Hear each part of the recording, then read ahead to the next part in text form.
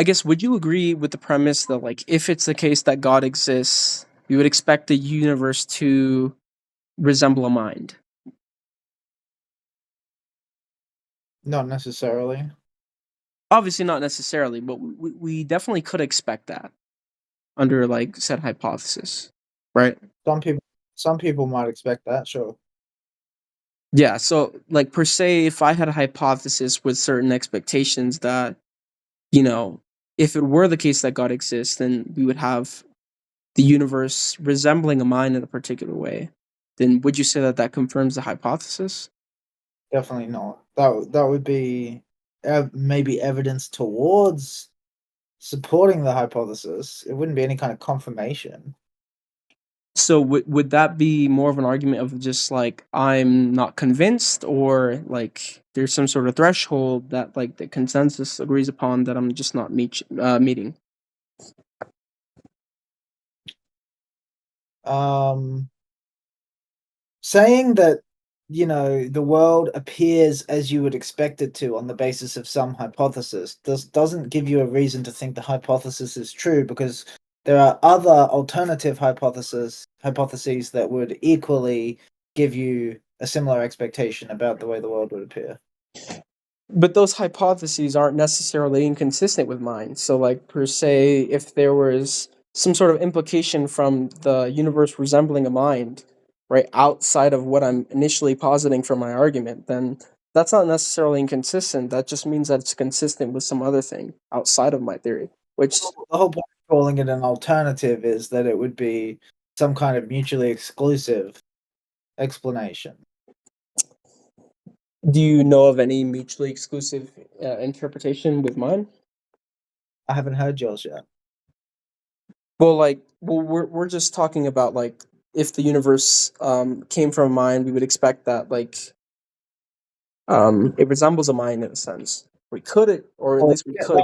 whole idea that it resembles a mind is going to depend on some kind of interpretive work you're going to lay out, I assume.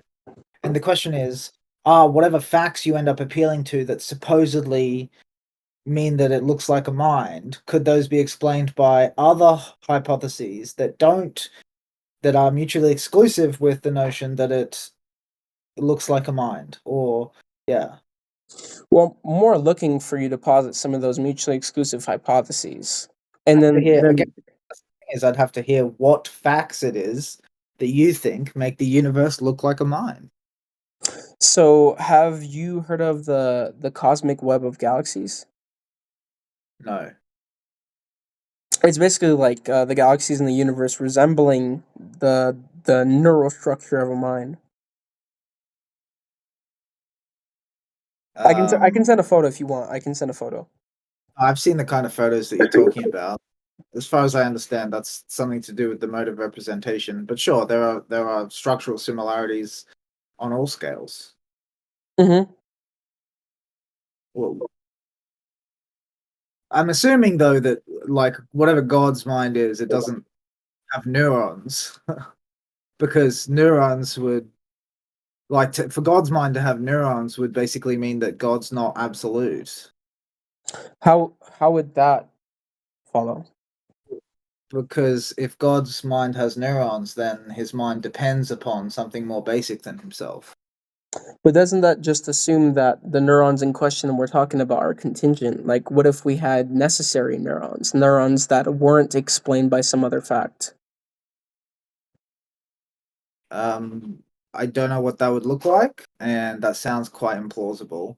Everything that we know of that we would call a neuron is something that arises out of simpler elements. Like neuron is a long way along the list of complexification.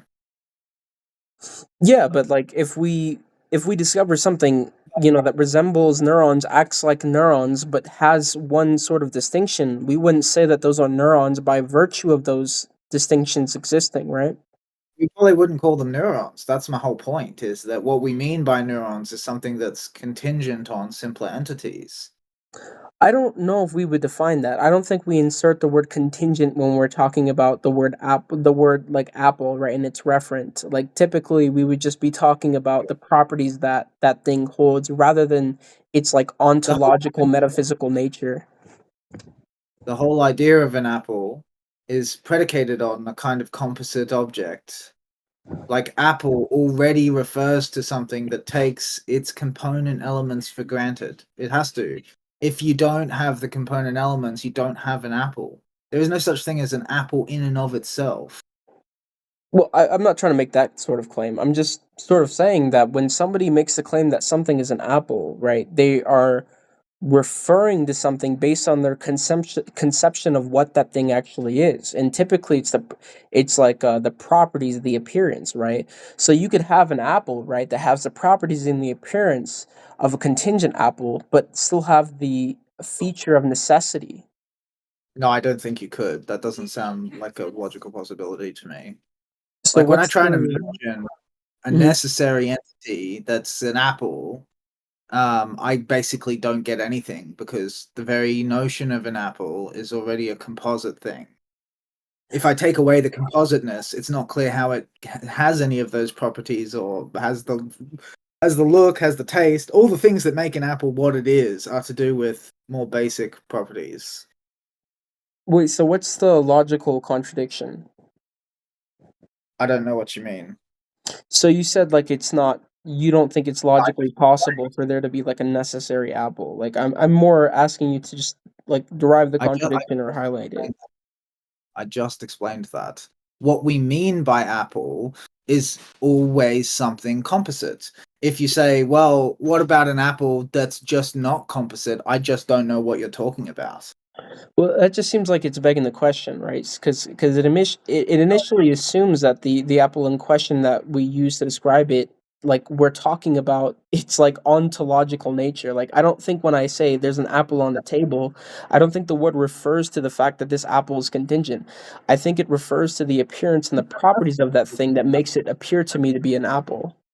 It doesn't have to refer to whether it's contingent or not, but the entity that is the reference of the word is always contingent.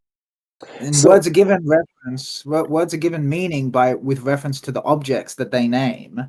If you're saying like an apple, but without any of the properties, which are contingent properties that an apple would normally have, it's not clear to me what you're talking about. I can't picture an apple that's doesn't have any of the properties, which again are contingent properties, that an apple would normally have, but still satisfies the name apple. I can't think of that.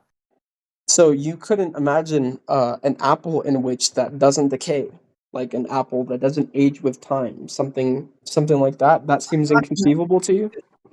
I can't imagine an apple that is not composed of chemicals and matter. No, I can't.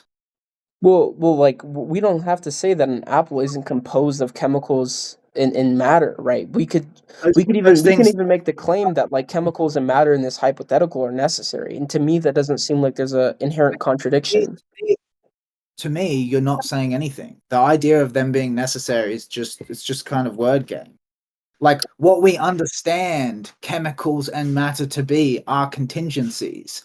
I don't think it's meaningful to say, well, imagine the same thing but just necessary. I don't know what you're talking about again. I just Well, can't figure out what you're trying to say. so are you just saying that like what you typically view people to believe that like it doesn't No, have the I'm saying what you're trying to articulate doesn't make sense to me.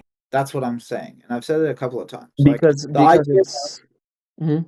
Go ahead. the idea of an apple that has all the normal properties, but those properties just aren't contingent. Those all those normal properties always are contingent. I just don't know what you're talking about.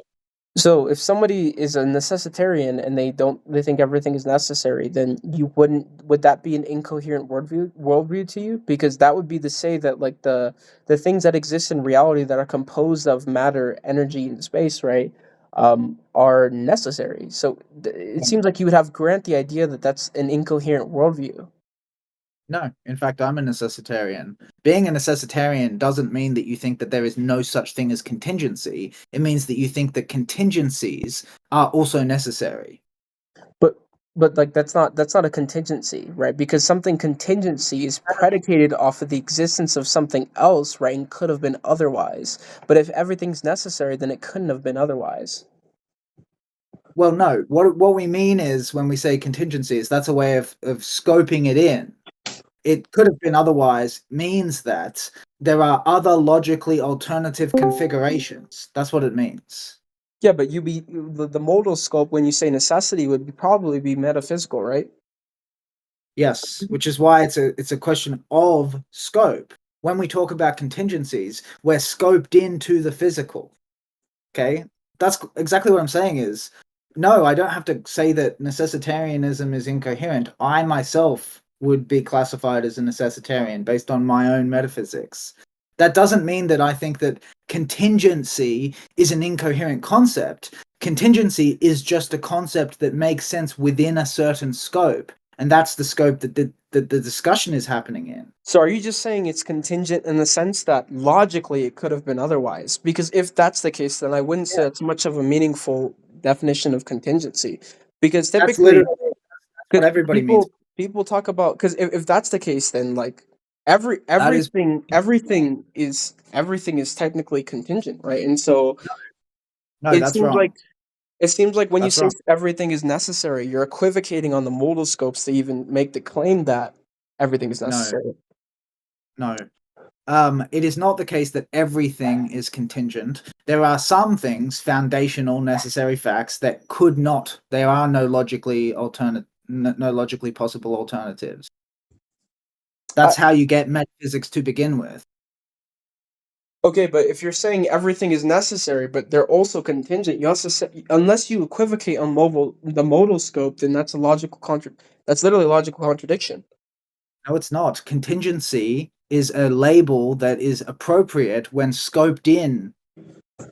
Wait, okay, so I guess we might be having a misunderstanding on like what contingency and necessary mean. So, do you not take necessity and contingency to be mutually exclusive terms? No, Yeah. Okay, well that seems like a little bit, I'm not trying to offend you or anything, but that seems like a little bit of an idiosyncratic definition of contingency and necessity. I don't really care. I'm not concerned if my way of making sense of the world is idiosyncratic. All I care is whether it makes sense, and no offense, but I don't think you're well equipped to judge that.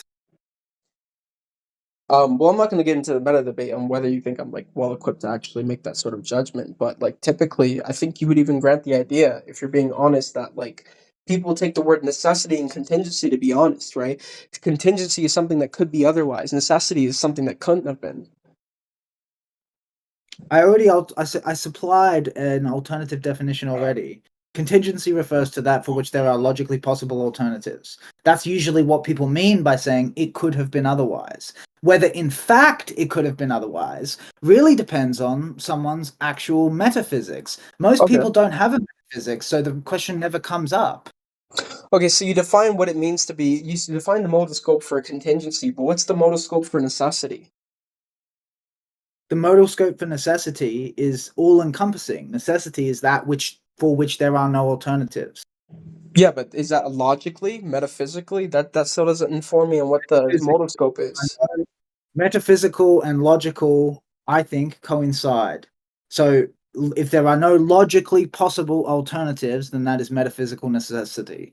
Okay, well then that's just a logical contradiction now. Because if you take metaphysical and logical to be the same thing, and then you're saying something can both be contingent, which means that it's not logically necessary, and then something it could also be I necessary, know. as in it's not it is logically See, necessary, no. and See, there you go. That's the thing is, I've already supplied an alternative definition. We've already confirmed that I don't agree that to say something is contingent means it's not logically necessary. I said what means to say that something is contingent is to say that there are logically possible alternatives. Yeah, but if something is necessary, then it doesn't have any logically possible alternatives. If something is metaphysically necessary, then yes, there are no logically possible alternatives. But that's not the kind of necessity that we get in a contingency. What we get is derivative necessity, not Yeah, foundational necessity. but you said that contingency and necessity can coexist because you're a Yes, that's what it necessitarian. means. That's what it means to call something derivatively necessary, is that there are logically possible alternatives, all of which necessarily exist. Okay, so like let's say we represent some random fact as A. Um, Under your view, we would say since that fact exists inside of reality, it is necessary, right? Because you're necessitarian, you believe everything is necessary, correct? Sorry, what? I was saying like let's say we represent some random fact in reality as like X, right? Since you're a necessitarian, that's to say that like all facts in reality, all that exists is going to be necessary, right?